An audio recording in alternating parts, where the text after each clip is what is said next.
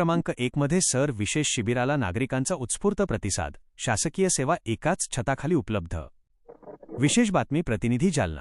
नागरिकांच्या सोयीसाठी तसेच विविध शासकीय योजना आणि सेवांचा लाभ तळागाळातील लोकांपर्यंत थेट पोहोचावा या उदात्त उद्देशाने प्रभाग क्रमांक 1 मध्ये आयोजित करण्यात आलेल्या SIR विशेष शिबिराला नागरिकांचा प्रचंड आणि उत्स्फूर्त प्रतिसाद लाभत आहे. शासकीय कामांसाठी लागणारी पायपीट थांबावी आणि एकाच ठिकाणी सर्व सोयी व्हाव्यात यासाठी लोकप्रतिनिधींनी घेतलेल्या या पुढाकाराचे सर्वत्र कौतुक होत आहे. लोकप्रतिनिधींचा विशेष पुढाकार. या विशेष शिबिराचे आयोजन यशस्वी करण्यासाठी स्थानिक लोकप्रतिनिधी आणि पदाधिकाऱ्यांनी विशेष परिश्रम घेतले आहेत. महानगराध्यक्ष भास्कर आबा दानवे, नगरसेवक कल्याण भदणेकर, सिद्धिविनायक मुळे आणि डॉ. भोडोने यांनी यासाठी विशेष पुढाकार घेतला.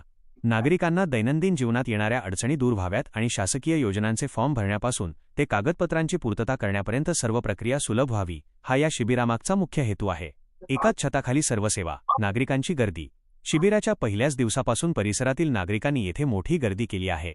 विविध शासकीय कामांसाठी आवश्यक असणाऱ्या कागदपत्रांची पूर्तता करणे, योग्य आणि अचूक मार्गदर्शन मिळणे आणि विविध विभागांच्या सेवा एकाच ठिकाणी उपलब्ध होत असल्याने नागरिकांमध्ये समाधानाचे वातावरण आहे. यामुळे नागरिकांना वेगवेगळ्या शासकीय कार्यालयांमध्ये मारावे लागणारे फेरे आता वाचले आहेत. या शिबिरामुळे आमचा वेळ आणि श्रम दोन्ही वाचले आहेत. शासकीय कामांसाठी लागणारे योग्य मार्गदर्शन एकाच ठिकाणी मिळाल्यामुळे अनेक दिवसांपासून रेंगाळलेली कामे मार्गी लागली आहेत. स्टार स्थानिक नागरिक, प्रभाग क्र. 1. वेळ आणि श्रमाची बचत. नागरिकांकडून कौतुक. या लोकाभिमुख उपक्रमामुळे नागरिकांच्या अनेक प्रलंबित कामांना कमालीची गती मिळाली आहे. सर्वसामान्य जनतेच्या हिताला सर्वोच्च प्राधान्य देऊन आयोजित करण्यात आलेल्या या विशेष शिबिराचे परिसरातील नागरिकांकडून मनापासून स्वागत आणि कौतुक केले जात आहे.